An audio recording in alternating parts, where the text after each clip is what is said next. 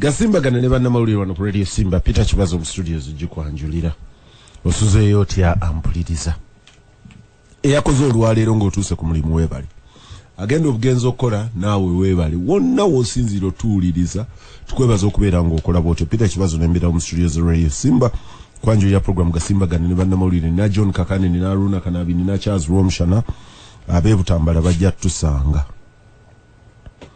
Charles buza abantu abatuuliriza abaagalwa semberera omuzindaalo abatuuliriza abaagalwa atukusinganya by'emyoyo emirungi Katonda amanya ate wakisa Musimba nkyali mulamu ate ne saala yange nga nsabira Kanabi kusinga nnyo ekyagenda mu maaso Katonda atuyambe bino ebiseera si biseera birungi nnyo. Bali mukulu Kibazo amaziga g'abaana abato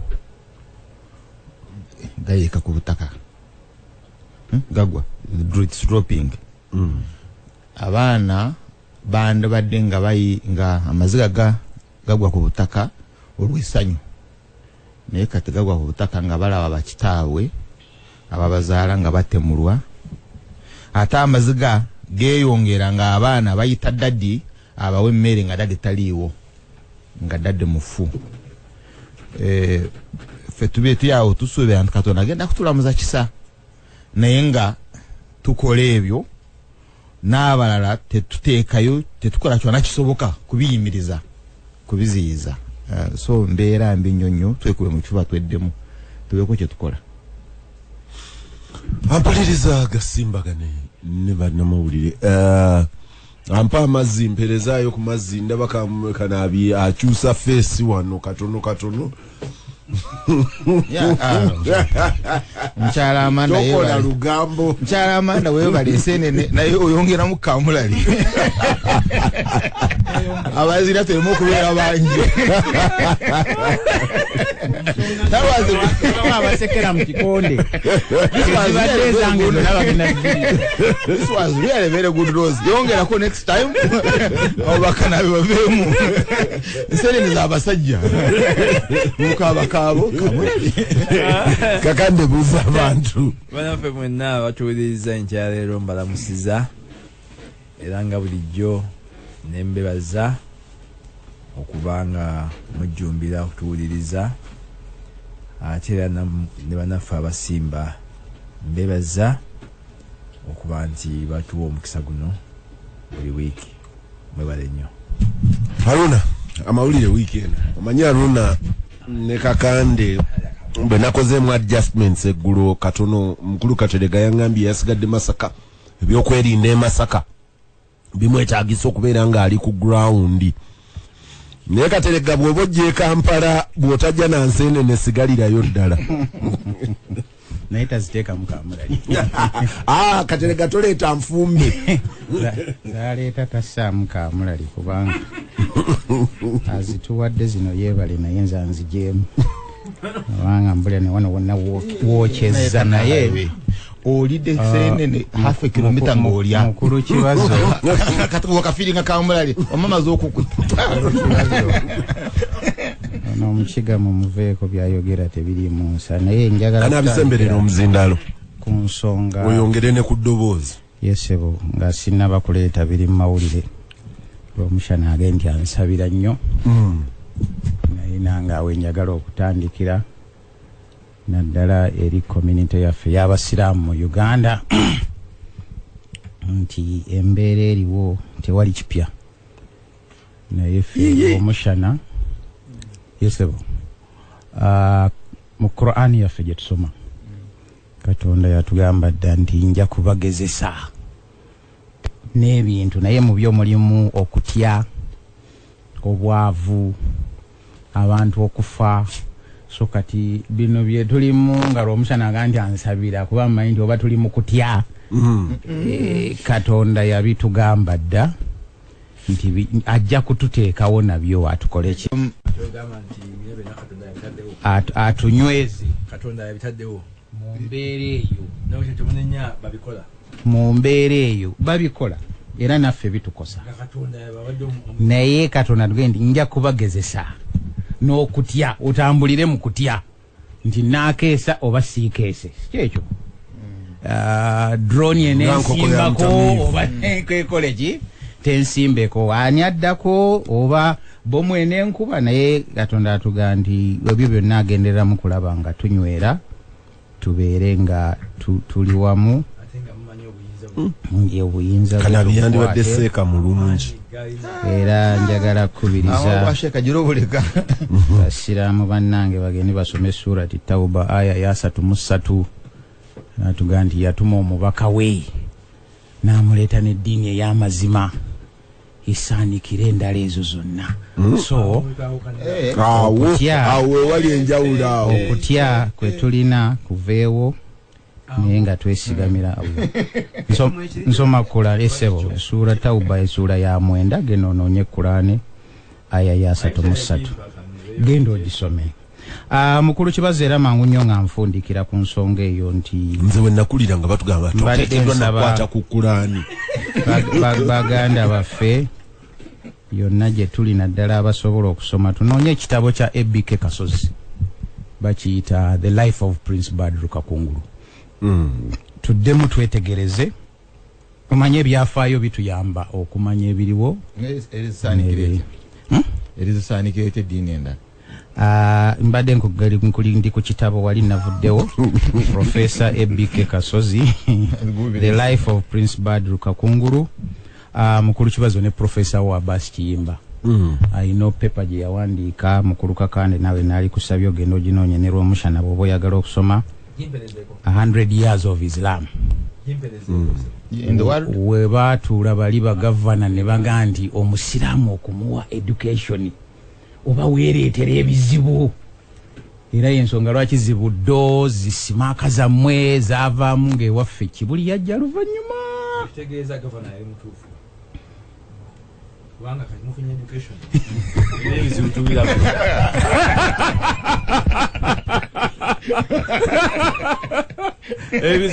nombaka wa Butambala gavana yali prophetic naye Katonda yatusaasira nti gavana yalowooza nti bw'ataatuwa state resources tetujja kuyitawo ne muzimba bumeera naye alhamdulillah abasajja balengerera wala Aisha wuuno wano kati yakulira yali ku kakiiko akanoonyereza kuba ali esente zaki eza covid naye eyo nambadde mu kugamba nti musome ebintu ebyo mubyetegereze Aisha the product ya umeya ne finally ojja kugisoma pepa ya mukulu Professor Abbas Kiyimba visionally eriko rider ku conflict of interest ne bias aya reportinganga records mbuziza mengo notes omanyi mbuziza kuliko rider something over kuliko rider omanyi Professor Samuel Lwanga Lunyigo bw'awandiika ekitabo kye kiri ekisooka ku ttaka mu Buganda atandikirawo mu preface n'akugamba nti nze Samuel Lwanga Lunyigo of a peasant stock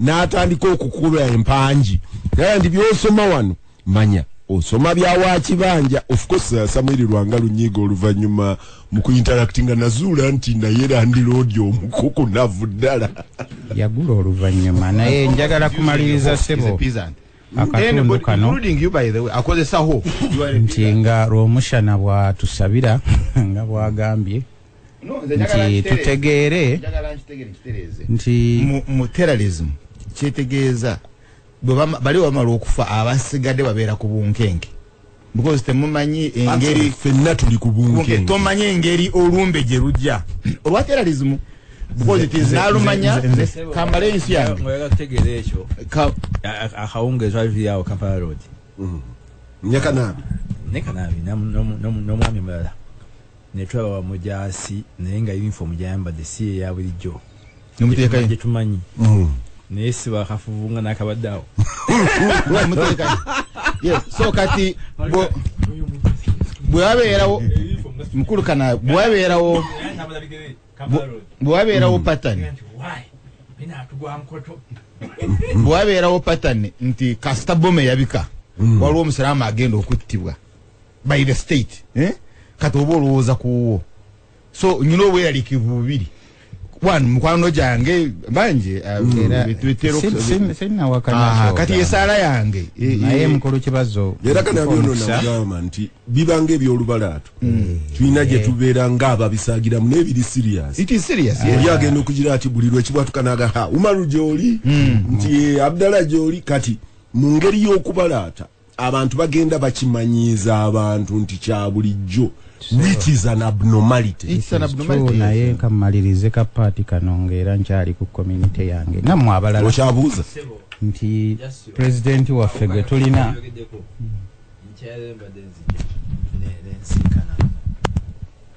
basiraamu mukwano gyange nangamba Seruganda obusiraamu ndowooza batuweesedde obuzibu bw'amaanyi kunzibwaki mutawanaki naga nti awezana nti omusiraamu yabadde awo ng'ayimiridde abadde alinda motoka drone nejja naye mulyawo nemutwala abantu abalyawo serious nga mumanyi nga ti twali situmaine kiwunyiza omusajja yaliire kukubo mukakanzu ke nekatala busike motoka nejja neyimirira nebamukwata and they are unaccounted for and yes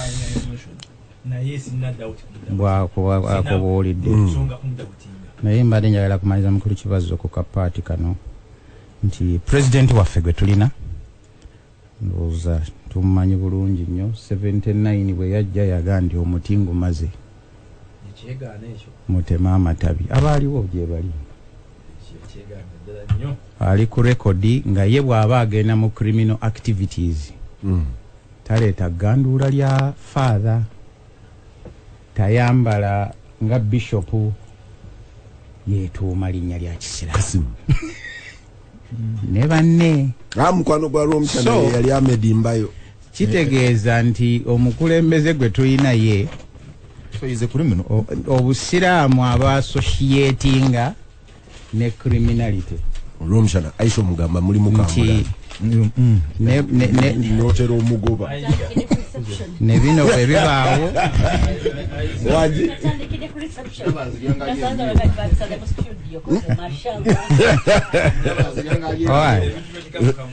mukolo kibazo nga nfundikira Amanda waleese obuzibu ensenene zireese a lot of distraction mu studio wano naye tweyanziza ampuliriza kasimbagana Aisha buuza abantu Romchana akayana nnyo yadalooza nti Kamula lya muyambi okusigala yekka abatuuliza musirimu kyanno okumpa omuzira okubuuza nga gwompadde ensenene oleese obuzibu teri yakuwadde ensenene omukiga muzibu nnyo Peter bw'oba oli mukwano gwange ng'oli lw'enshama njagala osala amagezi olabe nga oweereza semutundu okuva erw'enshama nga zijja e Kampala ate nzisiranga munyankola lyansenene okujjako ono nalina obuzibu bwe baziyiga zaalinnya ebbeeyi kati tezikyajja Kampala zibbeeri sebo Peter negatta ku mmwe bannange n'abalala bonna bonna okusaasira Abannayuganda ekyekango ekyabatuuseeko okusaasira famire zaabo abafiiriddwa baabwe okusaasira abakyali mu bulumi obw'ekitalo nga bali mu malwaliro tusaba Mukama Katonda atusaasire embeera ekirongokere abafudde Mukama balamuze kisa era mbeegattako okukulumira gavumenti olw'okuttanga abantu baffe kifa mukoko abamu nga babeefaanaanyiriza bwefaanaanyiriza kubanga Sheikh Abbas ekiriwo nti ayogerwako eyalina amnesty Sheikh Abbas Kirevu mukwano gwange mulala nnyo yalinga kumutabulikawo w'enakasolo ne bayogakawo yafa oli yali kitaawe muto kakati ono gubase kakati obulamu bwe butyo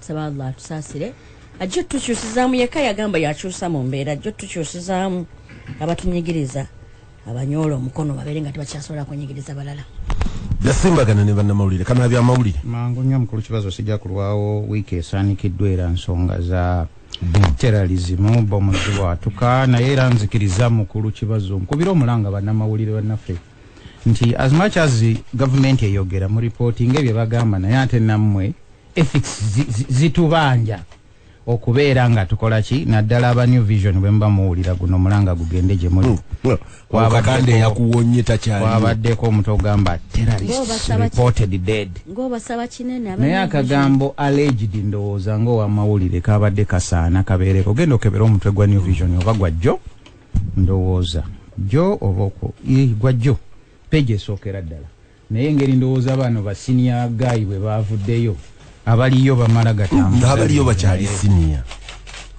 simanyi naye gwe okuteekako okuba omuntu bamususpectinga naye nange gwe noga nti terrorist reported dead. Mukulu kibazo mu wiiki eno tulabye era n'ekitongole ky'obulamuzi bongedde ku balamuzi ab'eddaala erya wansi abasukka mu 40 ne president n'alagira ba RDC okulaba nti buli omu gyali asomesa abantu ku nsonga za covid yadde buli lwakusatu n'olwomukaaga. Ne ba Aisha nabo bamaze munange supplementary budget ne bagiyisa ng'erimu twali wano nga tuga obutabalika obwo trillion mwayisiza mekanya naye nga kuzo batugambye nti bilioni 15 za kugulira ba minister motoka ne minister w'ebyenjigiriza bote bafunye supplementary ba Aisha kubanga ajja tubuulira n'akakiiko ndowooza nako kagendeddemu. Msebo mukulu minister wa education naye n'asisinkana ababanka ng'ayagala bateeseganye ku nsonga za looni ne government era netusuubiza nti mwabayina emmotoka logo books zigenda kukyuka tudde ku smart cards empya. N'amawulire agenda ku mukulu kibazo adde nsoma wiiki eno nga ndaba badde baga musajja adanoonyereza ku musango gw'omwami ono ateeberezebwa okuba nti yatta mukyala we n'amunnyika mu septic tank nti yabadde ava okunoonyereza emmotoka n'emutomera mu maaso ga poliisi ya Jinja Road ate abamutomedde ne bayimirira ne bamuggyako n'ensawo ne bamala ne bavuga ne bakola ki ne bagenda era bambi musajja wattu ne bamutwala entungamu ne bamuziika nga 11 omwezi. Investigators are in serious trouble by the way. Simbagane ne bannamawulire emitala wa wano e Congo abantu mu kitundu kino ekitulinaanye embeera tennadda mu nteeko tukyerangira ne Rwanda ani yakoze obutujju naye ng'abantu basenguka mu birindi. Olunaku lw'eggulu omuntu yaŋŋambye nti ekirindi ekyajja eno kyali kitono kati wawe ekirindi ekibadde kyolekedde Tanzania ate Tanzania yakigaanidde munda Congo okudde Tanzania nga tekinnatuuka Tanzania yayungudde abawanvu n'abampi nebaga nti mukomeeyo on the inside of DRC nebagamba mukomeeyo muddeeyo mufune gye mulaga. Kati oli yaŋŋambye nti boolekedde Maserengeta ga Congo simanyi gye baggukira. But also eriyo group gye baŋŋambye eva mu Eastern Congo esenguka eddayo towards the center. Naye ate eriyo group eri very interesting era abanoonyereza bajja tuyamba setting up n'ebyuma nti ebyuma byo biyingira ku bimotoka ebisutula ebyuma teri yabikuba byuma not mundu ebyuma industrial mining equipment ziyingira okuva both on the Ugandan and Tanzanian side ziyingira Eastern Congo ne bali abateeberezebwa okubeera nga balwana abagoba abantu badduka emisinde yavuga ebitractor ebitrailer ebiriko ebyuma talina kyamukola and omuntu yabadde ngamba yabadde aganti that's a very interesting phenomenon nti abantu gye badduka bino ebyuma biringa bya Red Cross byo biyingira buyingi ebyo akuba abantu ate kubanga ayina simanyi ndowooza na sharingako naawe clip ya Voice of America nga abagoba bo baali bamagye ga Congo abagoba abajja ewaffe era nga boogera mu luswayiri lwabwe olwa Congo olwo tuli wafukuza ne balinnya ogwo omulima ne bagenda saidi ya Uganda nga babavunaana n'obavunaana alinga abaga nti si bantu baffe baagala kutabula nsi yaffe abagoba ayina interest mu instability ayina interest mu byuma sebo waliwo okukkaanya wakati wa abayeekera ne UN systems eziri awo kutalumba matawuni na kutaggala nguudo yes and rape kulisa najwa wangu oli muyeekera so chobola mukulu Museveni ayo manti UN bali abasheritalinga ebawa tebalumba bawe tebalumba because nabo bayina bibatayina okukola and one of them kugala nguudo so bange bimo abira bakulugudo nga tebabikumanya ensonga engeri gye yogeja ku Tanzania ngolinga ganti edizo omusango naye kankujukizeeko mu wiki ezakayita ntono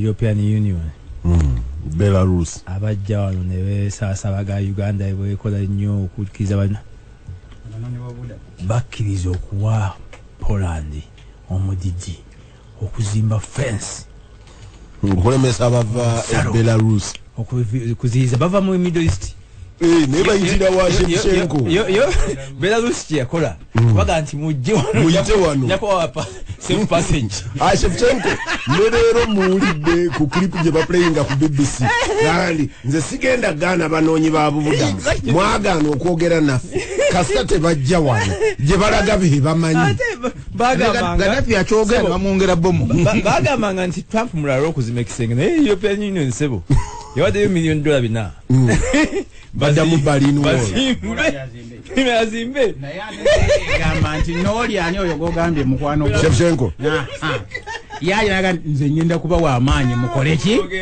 era badde bagamba nti mubazze ng'abanoonyi b'obubuddamu mwabaddemu ne bakanyama beewa be Belarus abagenda okulaba nyiga oyingira awo tukole ki era agambye ye newankubadde gavumenti ye tebayamba nti naye tayinza kukyewuunya bw'awulira nti abajaasi be bayinza okuba baabayambyeko gavumenti tebayamba naye abajaasi bayinza okuba baabayambyeko Airtel etongoza 4G network mu kitundu ky'ebukulu mu Nakaseke district ewa Butungulu mu Luweero district Kibuye 1 Kayemba road Mubaraka zone Makindye Kigaga zone Salama Bahai road Kawempe Kirokole Kigowa Kulumba Bwayise 1 Muswangali Makindye Kyebando Nsooba Kisaasi Ndundu Makindye Saabagabo Mbuya Kisoga Kyanja Jomayi Luzira Sipra Mutungo Bina Kwaliseo Terminal ne ku William Street mu Kampala kati kyusodde ku Airtel onywira internet edduka eya 4G ofune internet ejja mu sente zo osobola okukozesa Airtel Money okuweereza sente oba okusasula bills okugula airtime n'ebirala bingi nyiga *185# otandike oba kyali edduka lya Airtel erikuli okumpi okumanya ebisingawo oba kube ku namba yaabwe etali yakusasulira eya M-Noti mu Uganda ensi ey'ebyamagero vumbula sabuni ayoza owa Blue Magic agoberawo obukyafu n'amabala mu ngoye zo Blue Magic akekkereza anti ayoza entuumu z'engoye n'ekyovu ekimala mugonvu ku ngalo zo ate aleka akawowo ak'enniimu mu ngoye zo sabuni ayoza owa Blue Magic akolebwa bannaffe aba Bidco ng'agira mu kiremu ne grams 600 ng'ate asangibwa mu maduuka wonna okwetooloola eggwanga. Airtel etongoza 4G network mu kitundu ky'ebukulu mu Nakaseke district ewa Butungulu mu Luweero district Kibuye 1 Kayemba road Mubaraka zone Makindye Kigaga zone Salama Bahai road Kawempe Kirokole Kigowa Kulumba Bwayise 1 Muswangali Makindye Kyebando Nsooba Kisaasi Ndundu Makindye Saabagabo Mbuya Kisoga Kyanja Jomayi Luzira Sipra Mutungo Bina Kwaliseo Terminal ne ku William Street mu Kampala kati kyusodde ku Airtel onywira internet edduka eya 4G ofune internet ejja mu ssente zo. Osobola okukozesa Airtel Money okuweereza ssente oba okusasula bills, okugula airtime n'ebirala bingi. Nyiga star 185# otandike oba kyali edduuka lya Airtel kuli okumpi okumanya ebisingawo oba kube ku nnamba yaabwe tali yakusasulira eya M-Noti. Osobola okukiwulira mu butuufu, osobola okukikwatako kya butonde ye Crystal Natural Mineral Water. Biwonya ku Crystal Natural Mineral Water owulira bulungi ng'oweewedde onokatta nnyonta yennyini ate owulira obulamu nga buse bujja. Nkugambye Crystal Natural Mineral Water gagezeeko ojja kakasa nti mazzi ga butonde gennyini agazzaamu obulamu kubanga Crystal Mineral Water bulamu bwennyini. Crystal Water is a product of Harris International. Airtel Money has done it again. Transact and win. It's money after money. Money after money. Money after money. Kozesa empeereza za Airtel Money weewangulire ssente ku ssente. Ebirabo mu cash nga bibalirirwamu akawumbi kamu n'ekitundu bedu. Gye weeyongera okukozesa empeereza za Airtel Money n'emikisa gyeyongera egy'okuwangula. Omuwanguzi essimu egy'okukubira ejja kuba noti 2 noti M-Noti yokka. Airtel Money nyangu yesigika tekugirwa nsalo. Amateeka n'obukwakulizo bigobererwa. Osobola okukiwulira mu butuufu, osobola okukikwatako kya butonde ye Crystal Natural Mineral Water. Biwonya ku Crystal Natural Mineral Water owulira bulungi ng'oweewedde onokatta nnyonta yennyini ate owulira obulamu nga buse bujja. Nkugambye Crystal Natural Mineral Water gagezeeko ojja kakasa nti mazzi ga butonde gennyini agazzaamu obulamu kubanga Crystal Mineral Water bulamu bwennyini. Crystal Water is a product of Harris International. Airtel Money has done it again. Transact and win. It's money after money. Money after money. Money after money. Kozesa empeereza za Airtel Money weewangulire ssente ku ssente. Ebirabo mu cash nga bibalirirwamu akawumbi kamu n'ekitundu bedu.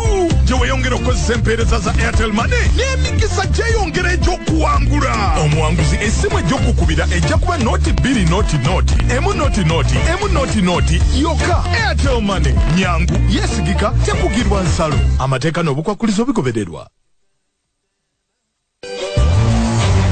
Oli makati gagasimaganye ne bannamawulire. Gasimbagane ne bannamawulire wano ku Radio Simba. Peter Kibazo mu studios ejikwanjulira Aisha Kabanda, Charles Romsha na Haruna Kanabi ne John Kakande. John. Yesewa. Nina kayimba ko omusajja ndoza bamuyita Will Nelson.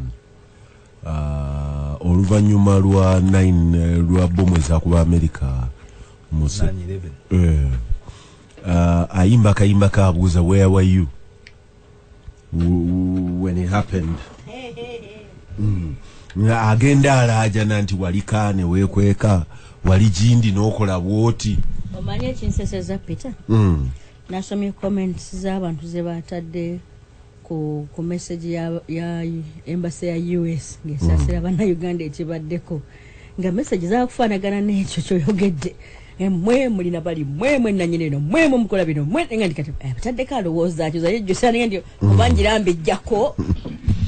Naye oli agenda nannyonnyola ekifaananyi ekizito, nannyonnyola reactions z'abantu ab'enjawulo nti ono yareactinga bw'ati, ono yareactinga bw'ati. Abantu mbabuulidde enfunda eziwerako nti omu ku basajja aba detailing that moment in terms of the reaction of the state bamuyita Bob Woodward. Ekitabo kye bakiyita Bush at War. Munywanyi wange Rose Namayanja teyakiza. Olangira kumpo. Ngambye bugambi. Ne mu Bush at War. Naye mind ejjukira buli kitabo nayo. Toyina mu bintu mu bwongo. Nina ne gwe nayazika the self-confessions of an American hitman, of an economic hitman.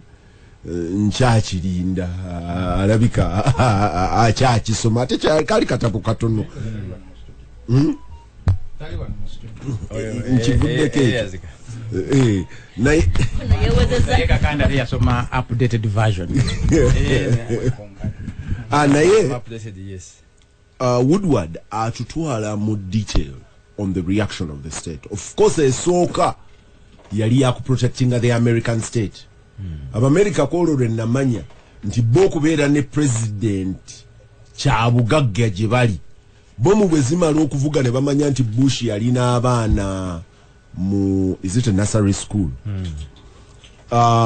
Dick Cheney sijukira gye yali ne bagaa nti babakweke owe Texas n'awaganyala naye yetagenda kwekweka vice president ne bamukweka ganso soka wekwekemu singa kituli oli n'agenda tulina okubeera ne head of state ne commander in chief but they go through detail ne wano bakikola omwana ino okubeera ggulu omulala n'abeera eno omulala n'abeera eno alupo yabadde Kampala n'omulala ngambye abeera ggulu tomumanyi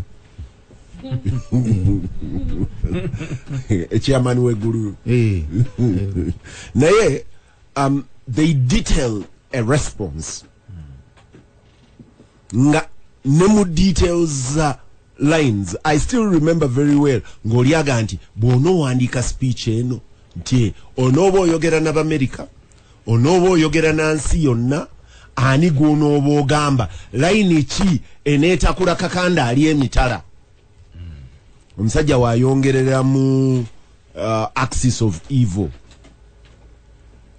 nti bano ne the axis of evil nti tulina okuteeka mu line ngeri encompassing bonna tetusiba kwani gwe tulumba because I think yali bamuyita Wolfowitz Wolfowitz ye yalemerako nti tetuyinza kubeera na target nga target eri specific target tujigaziye etuwe latitude nti singa abeera Aisha omukwata singa abeera Kanabyo omukwata kati giyite the axis of evil nti bonna president ne bamu packaging ne bamu presentinga no mu presentinga bw'anaafuluma anaafaanana atya reaction y'Amerika ku bantu baabweka nayo yali nkulu bw'onoobakwata ne be baakwata ne babakwatira emitala ngaga nti amateeka ga kuno makulu nti amateeka ga Amerika ga kupresentinga mu koti gakola nti naye tulinayo betwagala okukamula nga amateeka ga kuno tegajja tukkiriza ne babatwala emitala Guantanamo Bay ne babatereka ne babakyunyiza eyo ngaga nti eyo bwe tukukwatira eyo aga kuno tegakola ki tegakukwatako tajagera mu kooti n'enkomawo wano kugamba nti buli lwe tubadde ne bomu buli lwe tubadde n'omuntu akubiddwa amasasi tulina ebiri predictable bye tutandikirako ekisooka babeera ba ADF kati luli tubadde n'emmundu yaffe bakuba mu ngeri y'okubalaata wano oli yagamba nti emmundu eyo erabika eringa ssaawa ngatto n'omusupi ne wallet bw'oba oyingira ekkomero obiwaayo bw'oba ofuluma babikuddiza because emmundu yattaka Weesi n'ettameeja Kiggundu n'ekomawo n'etta Katumba ate buli mulundi bakwata n'ekuba Katumba ye yakuba n'ekirumira eyo sijjukira oba ku kirumira yali eyo emmundu naye bavuga nti yeeno kati emmundu eyo somehow ng'erisafesinga ebyo kati nga biri predictable okuva ku mulembe gwa Kayihura okujja ku guno nga pattern eri predictable eriyo ne bebakwata noga nti bwe bakwatira wano obudde buno ng'olina ekirevu ng'oli musiraamu ng'oli seeka ku muzikiti eringa Abaganda gye bayogeranga eyamuteesa ey'amasannyalaze bagasalako naye ezo zonna pattern ekyeyongeddemu emirundi gino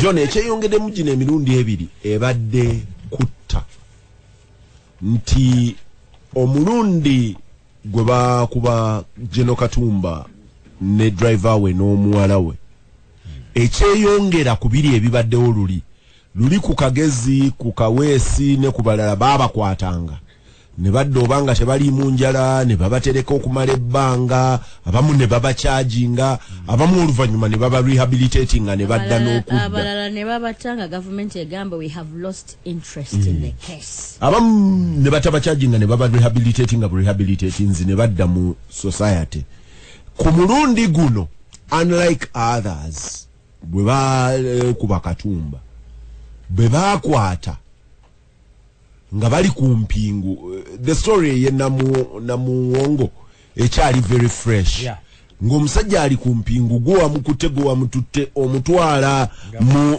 reconstructing a scene of crime abatwale n'awali emmundu omusajja yazanyanga Superman oba Spiderman n'ababuukako n'agezaako okuflyinga abasajja mu kwetaasa ne bamukuba amasasi ne bamukuba amasasi n'abalala Aisha azanya firimu and John, this pattern has continued and that is where I want you to start. waliwo abazanya firimu naye waliwo abazogera mu kibanda kati Aisha ali mu kibanda ajogera bamuyitani ejingo katandika butandi of course mundu nabe ngomi abusa kutemundu of course kyogezako mu bigambo ebimpimpi nti Aisha kyogedde nti bwowuliriza ebyogerwa nga tufunye eggwanga nga lifunye obuzibu liri mu biwoobe bye nnyini bibadde owulira ebbanga lyonna era ndole president yayitana kubaako kyayogera namanya nti ebigambo bye bijja kubamu ekigambo pig the pigs waliwo yagambye kyabali b'embizi lwaki temutuyamba ne muzirya ne ziggwawo terya lya mbizi balya pooko tanayogera ku pooko ayogera ku pig naye wekana amutanda nayogera ku pooko onompulirira Aisha naye atandise kwogera nabo ndowooza akwatula nabo eri asanga bali enswa n'agamba abana ne balya enswa tibisha bakandiyereza ensiri lwaki tabajja ne banyambako nange ne bandiyereza n'ensiri naye nga tugenze kega kyogezako nti emboozi evaayo mu gavumenti kumpi efaanagana buli kabanga kyewerabidde ntozi okutegeeza nti lumu president Ssabalwanyi yategeeza eggwanga nti baali basigadde 13 balumba 100 abalala ne battibwa 13 ne basumatuka eggwanga ne limanya nti ki ndowooza lumu mukwano gw'ombabazi yagamba baali 7 mu parliament mu lipooti ya parliament mukwano nnyo gwalwa omushana nze tetukyalabagana kakati bw'owuliriza mukulu w'ekibazo bw'owuliriza ebyogerwa byogera bakumi baddembe mukulu w'ennanga ne banne ne brigadier general ebyekwaso ne president yennyini ne minisita wa security ennaku zino munyiikivu ku TV ne mu media kyetuwulira kakati nti abasajja bataddewo cells across the country awo nze nga owa bulijjo ne ŋŋamba abasajja baali basigadde 13 ate bazze batya ne baddamu okwezimba okuteekawo obubondo mu ggwanga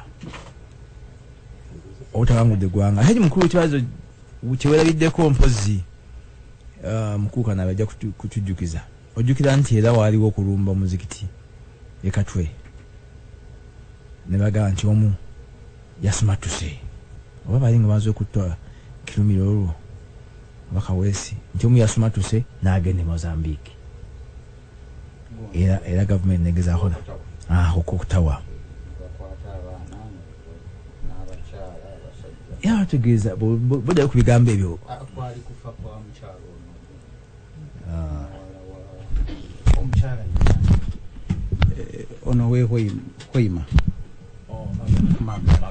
magala naga nti group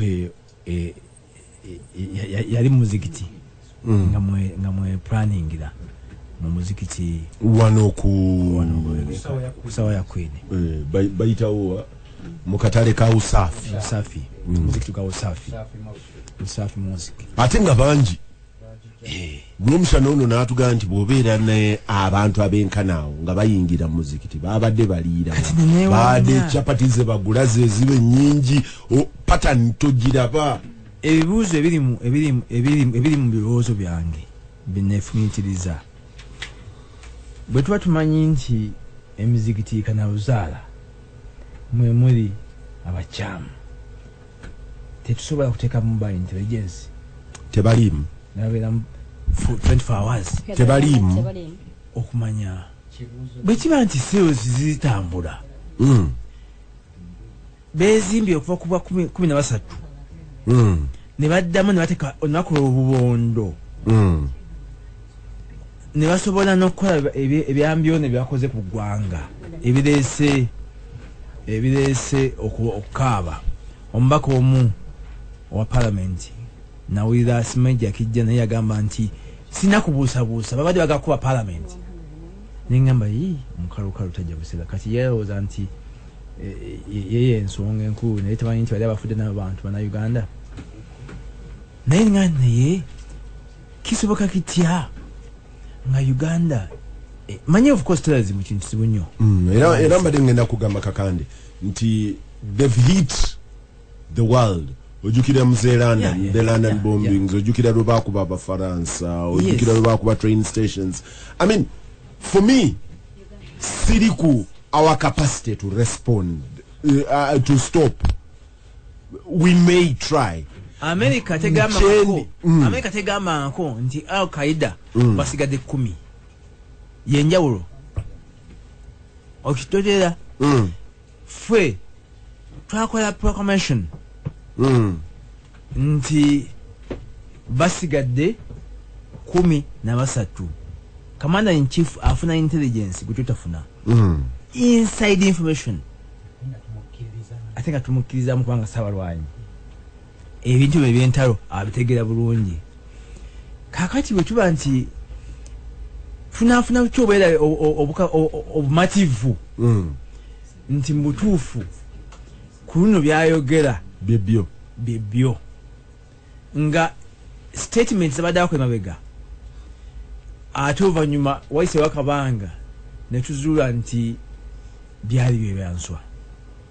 Ekyokubiri mukulu kibazo kyolesezemu nti ensangi zino tulabye nnyo ne president yenyini nakidefendinga kubanga juke batta wano ebwayise omuvubuka boxer senyange nga ne police ebuuliriza ani yasse president nabayinaga nti aba muntu nsolo twabasindise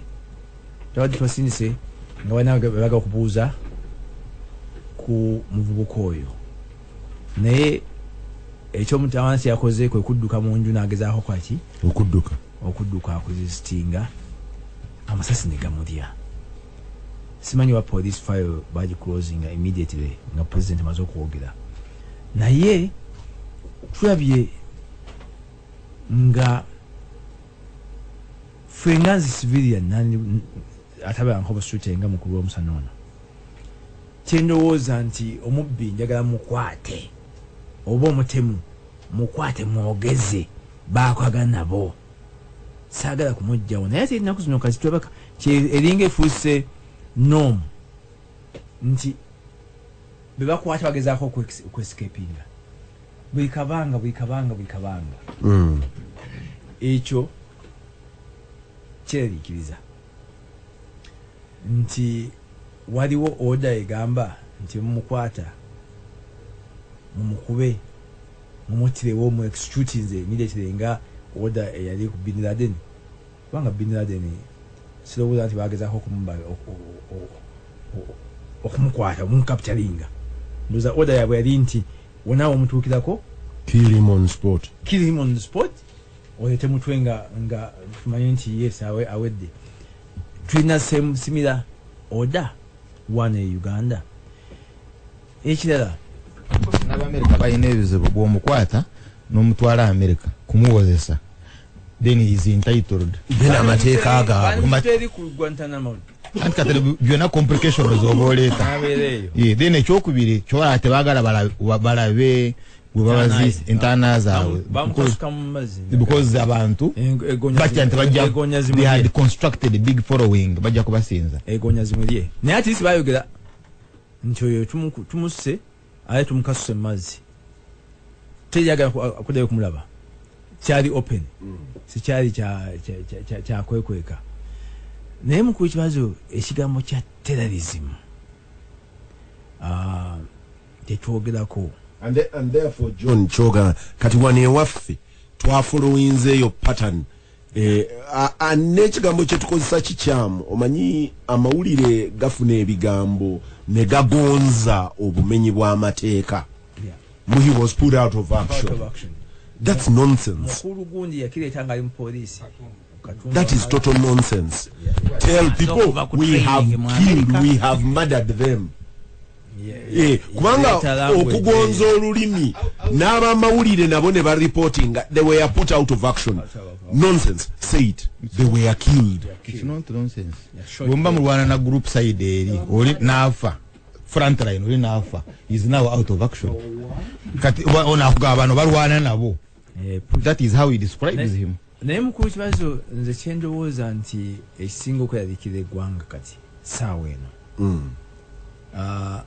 wewaawo tulowooza nti banaffe community y'abasiraamu yesinga okweralikira naye ffenna tweralikirira kubanga bo muteeko w'abasiraamu bokka wano kati bwotuna lisiti ey'abantu abalumiziddwa ku IPS ku CPS yes teeko w'abasiraamu bokka nolwekyo si kituufu nti community y'abasiraamu yokka eri mu kutya ffenna tuli mu kutya okutya nti anything can happen. Ekyokubiri tetunabawo bukakafu okusinza ku bibaddewo nti gavumenti erina kyekoze.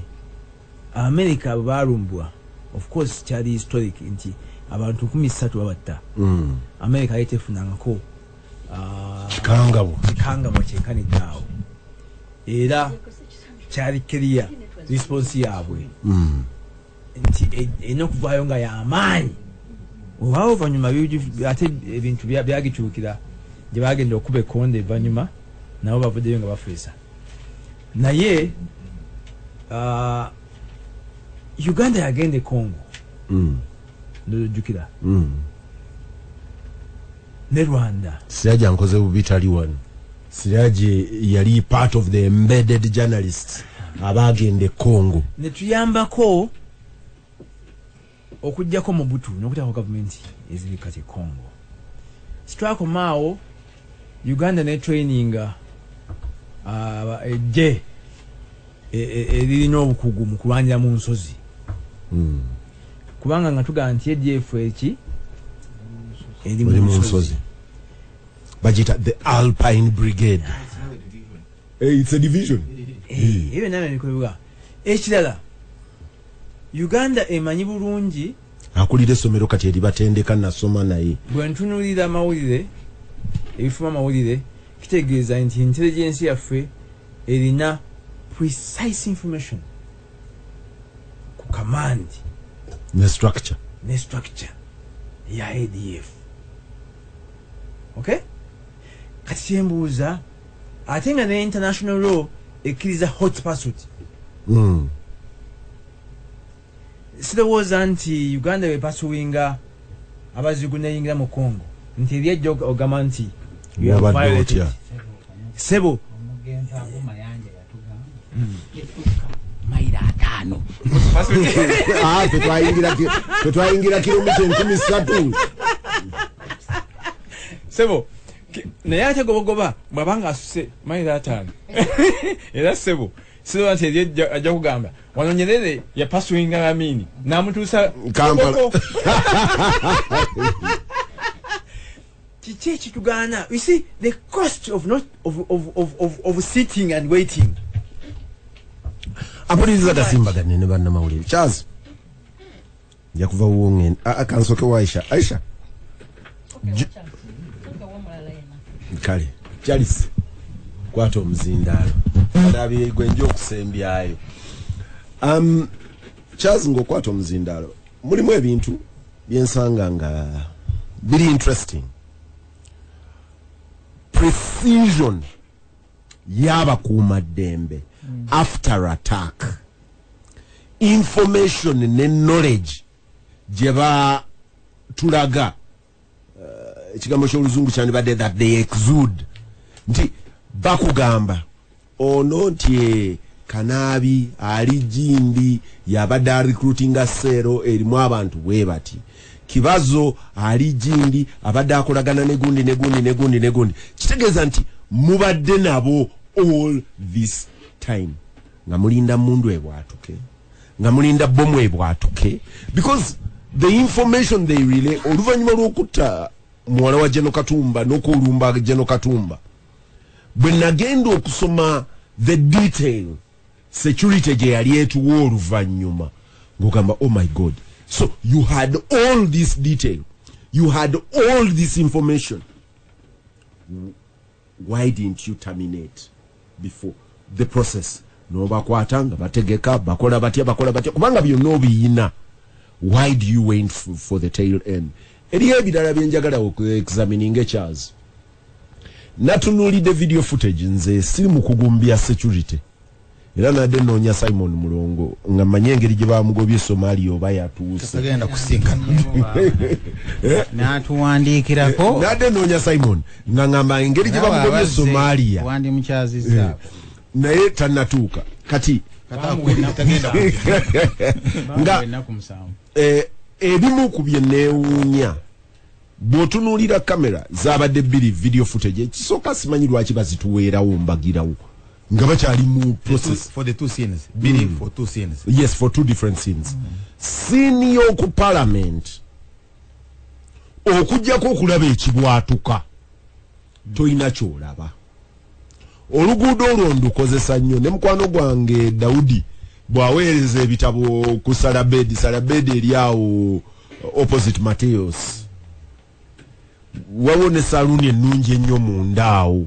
Kati oluguudo olwo ndukozesa nnyo naye kimu ku bisinga okubeerako awali British High Commission ne American Embassy edda waliwo kamera etunudde emitala n'emitala we wali ne police headquarters simanyi kati oba waliwo ministry yani wawondooza ministry ya ICT walinaanye IPS building bagita Jubilee something edda yayitibwanga IPS building opposite wawo ministry ya justice wabangawo court yawo waliwo kamera ku nsonda bagita Buman House waliwo kamera emu etunudde eri ng'oyingira palamenti emu etunudde eno ku kkubo Baisha gye batuula awo wonna wali heavily monitored heavily monitored with cameras bwe batuuse okuleeta ekifaananyi baleese kyalikodingibwa kabiriiti kana akasimu akakabiriiti nga kebakozesa ngamba ku kamera zino zonna what is the functionality? People may forget bwe baakuba General Katumba amasasi ku Kisota.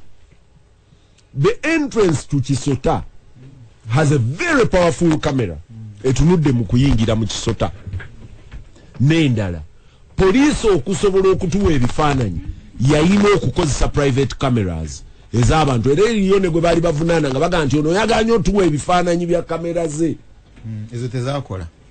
Kati zino what happens to our camera system? What happens to this monitoring system? Bali benkugambye balina precision bakuwa detail. But in addition to that, what is the propaganda value eri mu kino kyonna? Na sharinze video ne Kakande ne Kanaabi ono eya quote unquote ADF e Congo ng'abaana bayimba ADF ne batuwa n'endala ey'abajaasi. Those videos are not in the public sphere by mistake. Let no one even tell you that crap. Those videos have been tailored okukola ku mind y'abantu, okugidrivinga in a certain direction.